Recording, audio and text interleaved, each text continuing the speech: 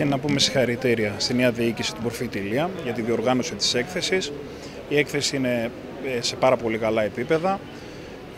Να πούμε καλή επιτυχία στην έκθεση, καλή επιτυχία στους εκθέτες οι οποίοι συμμετέχουν στην έκθεση και να πούμε ότι η πρώτη γενική εικόνα είναι πάρα πολύ καλή για την έκθεση Καστοριάς. Από την άλλη πλευρά, κύριε Σβίδη, καταγράφηκαν και κάποια προβλήματα και εκεί έχετε ρόλο σαν περιφέρεια με τα θέματα της έκδοσης βίζας.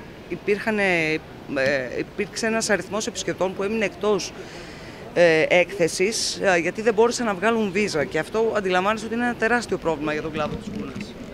Ναι, το θέμα της βίζας είναι ένα πάρα πολύ μεγάλο πρόβλημα στον κλάδο της Γούνας. Πιστεύω όμως ότι θα έχουμε πολύ γρήγορη λύση πάνω στο πρόβλημα αυτό.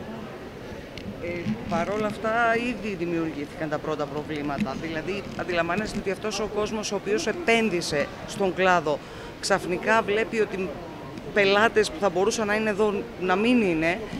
Αντιλαμβάνεστε τι πρόβλημα δημιουργείται. Το πρώτο μέλημα, πιστεύω, της κυβέρνησης είναι η έκδοση βίζας και πιστεύω ότι το επόμενο διάστημα θα υπάρξει απάντηση και σωστή τοποθέτηση πάνω στο θέμα της βίζας.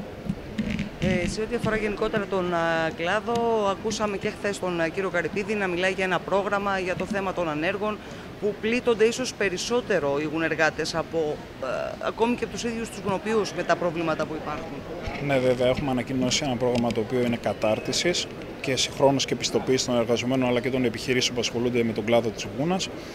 Είναι ένα μια πάρα πολύ σημαντική ενέργεια από περιφερειακό επίπεδο. Έτσι κι αλλιώς η περιφέρεια εμπράκτως δείχνει τη στήριξη στον κλάδο της Γούνας και εκτός από το πρόγραμμα κατάρτισης που παρουσιάσαμε χθες είναι το θέμα ότι έχουμε επενδύσει και στην πιστοποίηση, στο brand name δηλαδή της ελληνικής Γούνας, όπου και εκεί πέρα θα στοχεύσουμε για να έχουμε τα καλύτερα θετικά αποτελέσματα για τον κλάδο.